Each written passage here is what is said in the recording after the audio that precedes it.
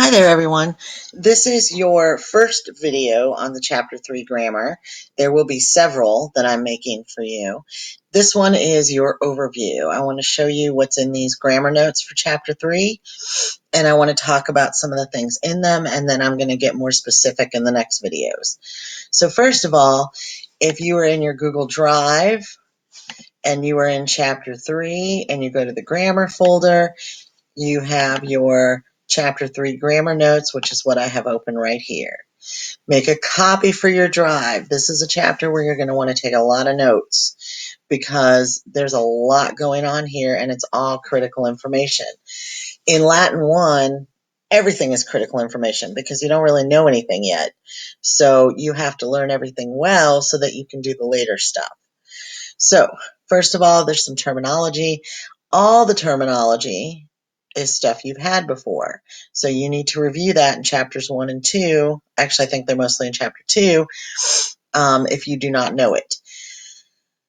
Then you are introduced to something called personal endings. These are the personal endings of verbs. We are only dealing with verbs this chapter. Additionally, these personal endings are something you must learn.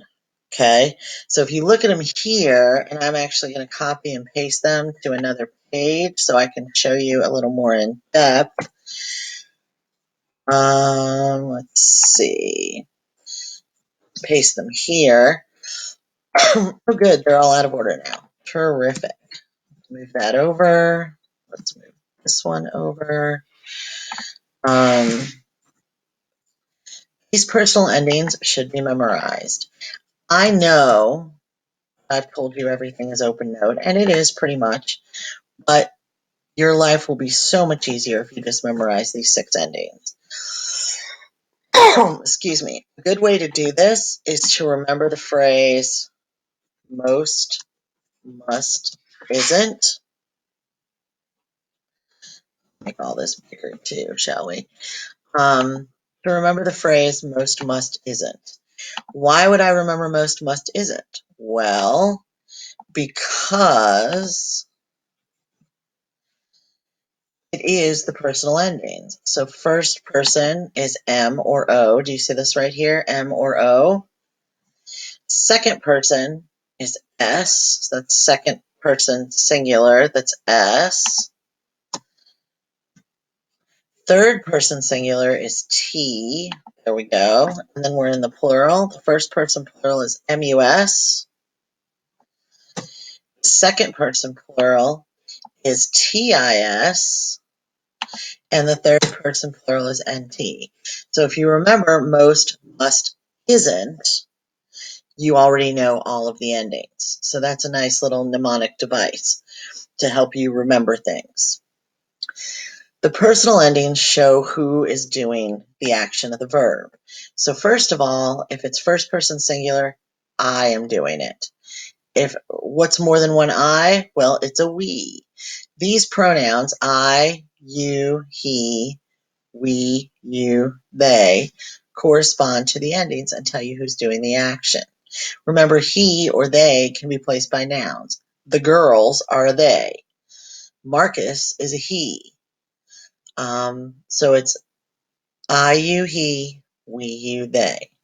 Now, this is just a piece of how to conjugate verbs. So we're going to go back to that grammar that we were looking at before. Here we go. And see what's next. So the personal endings are the same for all conjugations of verbs. Then I have a video right here, singular personal endings. This shows you how the personal endings change the meaning of the verbs. And this video is only for the singular. And you might be wondering, well, what about the plural endings, which are mus, tis, nt right here? Well, there's a video later showing you all of it together. The next important thing that you need to know is how to tell what conjugation a verb is. I don't know if you'll understand immediately why this is important, but it is. Because in order to conjugate a verb, and conjugating a verb is putting it in all its forms. So I love, you love, he loves, we love, you love, they love. That's conjugating a verb in English. In order to do that successfully in Latin, you have to be able to tell what conjugation a verb belongs to. So here you go. You recognize what conjugation a verb is by looking at its principal parts, specifically the first and second principal parts. And I will explain this thoroughly in the video. This is the video where I'm explaining it. A first conjugation verb will have an A right here. See that A right there? That A is the indicator that it is a first conjugation verb. A second conjugation verb, and this is important, this is the one thing students mix up the most, will have an EO right here,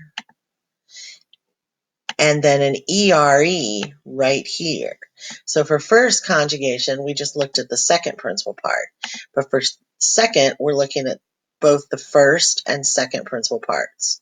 And I'll show you why, because with third, you have an O right here,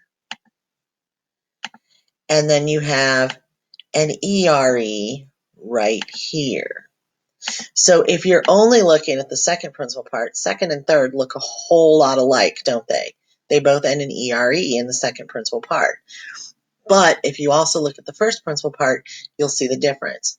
Second conjugation is EO, ERE, and third is OERE. Fourth is actually really easy. You just look at the I right here, and that tells you it's fourth. Nothing else has an I right there. Then I have a video for you on how to conjugate in the present tense.